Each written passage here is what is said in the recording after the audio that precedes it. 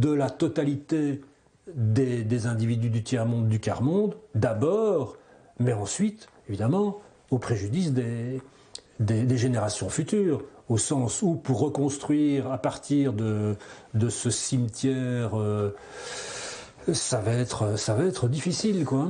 Ce qui fait peur, néanmoins, c'est... Parce qu'avant, vous évoquiez le fait qu'ils n'ont plus vraiment besoin de nous. Si on était moins et qu'on était moins à consommer, ils pourraient encore rester. Je parle de l'oligarchie et de ceux qui profitent le plus, mais donc ils n'ont plus besoin de nous. Donc cette dimension eugénique, elle est là. Non, non, tout à fait. Alors là, c'est une vieille discussion, évidemment. C'est Malthus qui a le premier mis le doigt sur la question le problème démographique. Hein, mais c'est une question qui est revenue cycliquement. Il y a eu Ehrlich dans les années 1960, me semble-t-il. Mais alors là où vraiment il y a eu me semble-t-il, enfin pour moi un point de bifurcation, là, c'est dans les années 80 ou 90, je sais plus, ou 95, je sais plus. C'est lors d'une réunion organisée par Brzezinski, qui est décédé il n'y a pas longtemps, et c'est à ce moment-là que le concept de tititainment a été introduit.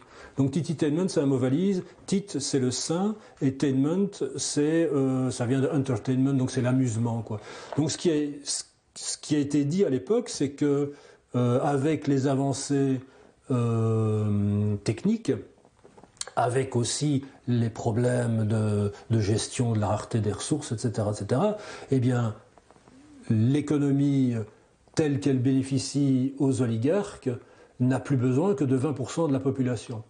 Les 80% qui restent, disait-il, on va leur servir du tititainment. Donc tititainment, ça veut dire, c'est le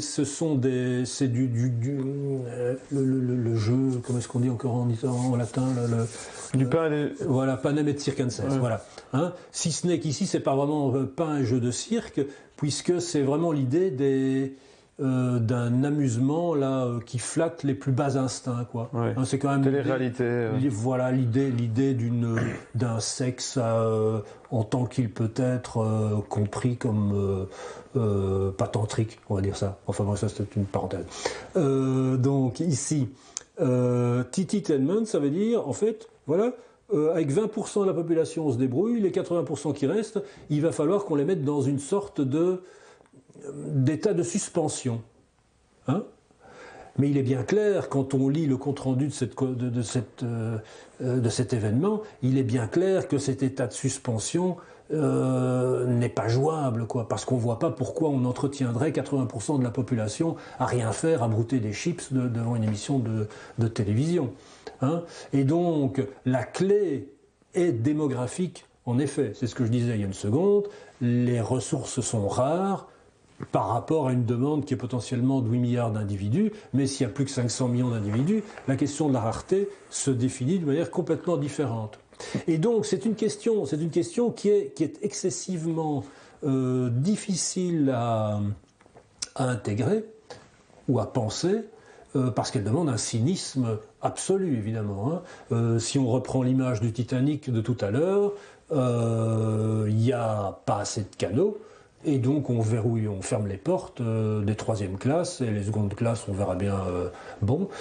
Mais c'est imaginable, puisqu'on peut penser qu'avec l'écocide dont on a parlé, qui atteint son fait aujourd'hui, et des gouvernants qui toujours continuent la tête dans le guidon, on peut penser que leur solution serait d'une certaine manière génocidaire, dire qu'ils pourraient imaginer qu'on est de trop et que s'ils veulent sauver leur peau et continuer comme avant, ça serait pas mal qu'il y ait quelques-uns qui disparaissent. Non, tout à fait. Donc c'est pas du tout du complotisme, c'est quelque chose qu'on sait de tout ce qu'ils ont déjà fait. C'est rationnel. C'est quelque chose de tout à fait rationnel. C'est tout ce qui est de plus rationnel.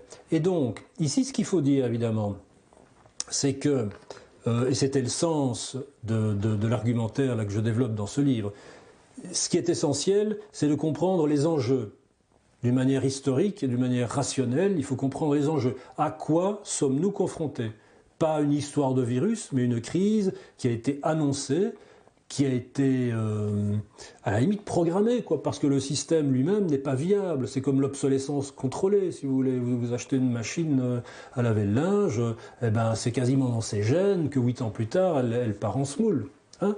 Donc, il faut comprendre à quoi nous sommes confrontés, mais également à qui nous sommes confrontés. Hein. C'est-à-dire, c'est la question des pathologies du pouvoir. Bon. Et donc, cette double prise de conscience est nécessaire afin de pouvoir agir. Il ne s'agit pas, bien sûr, de promouvoir ce genre de thèse afin de croire que le défaitisme est de rigueur. Il s'agit au contraire de faire remarquer que si on obtenait une masse critique de citoyens conscientisés qui comprendraient ou qui entreapercevraient ces enjeux, hein, et parce que les enjeux de pouvoir, ils sont très palpables. Ici, on parle de politique, mais dans le milieu professionnel, c'est exactement la même chose. La personne qui jouit du pouvoir qu'il a reçu statutairement ou à cause de sa fonction, que sais-je, ça se sent, quoi. C'est des gens qui sont malsains. Ce sont des gens qui jouissent de ce qu'ils vont pouvoir infliger aux autres. Et même si ce n'est que superficiel, moi j'ai la faiblesse de croire que ça se sent, que les gens le sentent. S'ils ne le sentent plus, ça veut dire que vraiment ils ont perdu, ils ont plus les pieds sur terre, quoi, hein. Et c'est un peu ce qui arrive, évidemment. Mais enfin, personnellement, je suis très sensible à ce genre d'interaction. Bref. Mais donc, cette question du pouvoir, cette question de l'exercice du pouvoir, cette question du contexte dans lequel la crise se produit, sa profondeur historique, etc., elle doit être comprise, ou en tout cas je m'évertue à essayer de l'exposer, afin d'obtenir une masse critique qui permettrait de proposer, de faire avancer plus de démocratie, une démocratie de transition, une démocratie de décroissance, si on veut. Alors, ce que je voudrais dire à ce propos, une petite parenthèse qui n'en est pas une, c'est que bien sûr, depuis les années 70, face à ce diagnostic du Club de Rome, il y a eu ce mouvement de la décroissance. Et on supposait, ça a toujours été, enfin j'ai fréquenté le milieu de la décroissance, on a toujours supposé que c'était les citoyens eux-mêmes qui allaient, à force de réticularité, à force d'interaction et d'initiatives privées, qui allaient faire remonter une nouvelle forme de gestion du monde politique, si on veut. Hein.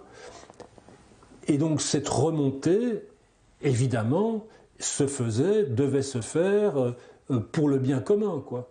Hein, puisqu'on est tous on est tous logés à la même enseigne. Hein. Mais donc ce à quoi on assiste maintenant, c'est une imposition de la décroissance par en haut, mais pour des motifs complètement étrangers à ce qu'était l'idéal de la décroissance pour commencer. Ici, la décroissance, c'est simplement le constat de la faillite du système qu'on torpille manifestement, parce que les politiques économiques à l'heure actuelle, là, c'est saisissant, quoi. Hein, c'est saisissant. À part l'idée de la création de la dette, là où on voit bien où ça va, c'est la destruction de ce qui avait été encore chanté là, il n'y a pas longtemps par les libéraux, quoi, la liberté d'entreprendre, le petit entrepreneur, la PME, etc., etc., etc. Pour l'instant, sont complètement laminés par une volonté politique qui ne laisse plus en place que les multinationales. Et là, attends, parce que là c'est un truc qui est important. Et donc là, parce que tout à l'heure j'ai croisé une affiche, il y a un film qui sort, Cyberpunk quelque chose. Hein. Alors, la littérature cyberpunk, c'est une littérature qui a été inaugurée sans doute par Philippe K. Dick dans les années 55, dans les années 50, 60. Cyberpunk, ça veut dire, c'est un univers dystopique dans lequel les... Ne me distrayez pas. C'est un univers dystopique dans lequel les multinationales ont remplacé les États. Hein. Et alors, ce qui est le cas un peu maintenant. Tout à fait. Et donc, c'est tout à fait le cas. En fait, les États, les structures étatiques, les nations n'ont plus aucune raison d'être. Hein. Le véritable pouvoir est exercé par les multinationales. Et ça se fait dans un contexte, évidemment, qui est toujours le travail de Philippe K. Dick, par exemple. C'est toujours dans un contexte transhumaniste, avec des technologies, c'est de la science-fiction, c'est du machin.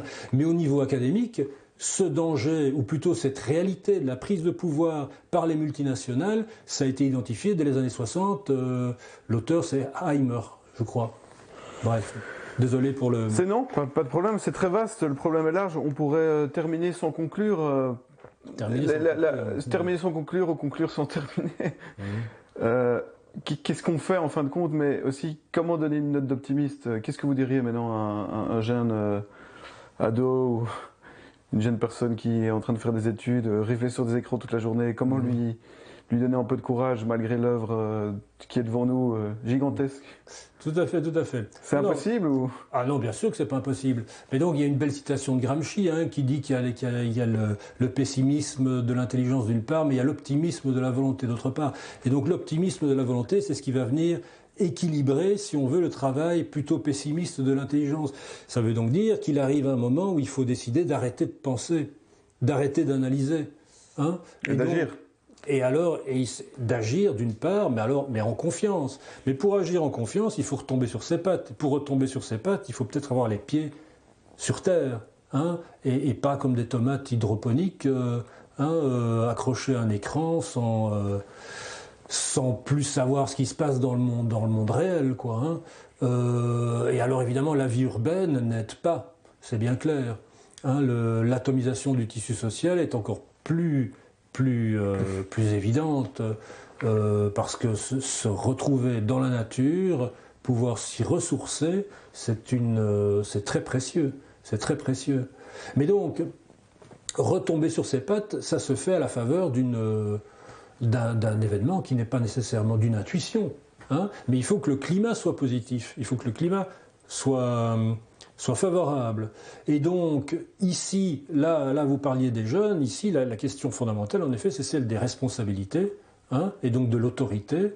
Et donc, on comprend bien, j'ai travaillé dans l'enseignement à mes heures perdues, on comprend bien la difficulté qu'ont les élèves ou les étudiants à accepter ce qu'on vient leur proposer comme système social, comme idéologie, comme valeur, etc., etc., alors que manifestement les adultes en question, qu'ils soient profs ou autre chose, ont perdu toute autorité puisqu'ils ne se sont pas comportés de manière responsable.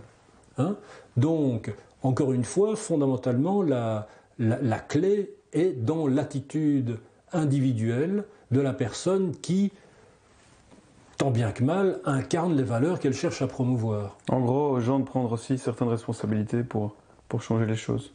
Bien sûr, mais peut-être que la toute première chose à faire, parce qu'il y a des mesures positives et des mesures négatives, la première chose à faire, c'est sans doute de couper ces écrans, couper le plus d'écrans possible. À ce propos, peut-être un dernier mot. On se pose souvent la question de savoir comment Hitler a pu arriver au pouvoir. Alors bon, indépendamment du fait évidemment qu'il a été porté par les grands capitalistes, les grands industriels, les grands financiers, etc. Indépendamment de ce fait-là, il a pu être élu, Hitler a pu être élu à cause des médias, de l'utilisation des médias. Il y avait évidemment les journaux, mais c'est pas déterminant. Il y a eu quelques films assez extraordinaires, avec un lyrisme, un romantisme wagnérien. Donc il y a eu le cinéma, mais c'est surtout la radio. Parce que à partir du moment où dans tous les ménages allemands, il y avait la radio sur la cheminée, avec Hitler lui-même qui gueulait de 8h du matin à 8h du soir, les gens ne devaient même plus sortir de chez eux pour entendre ce discours enthousiaste. Ils ne devaient même plus aller fréquenter une brasserie glauque et patauger dans le vomi. Ils étaient chez eux, envahis par cette idéologie.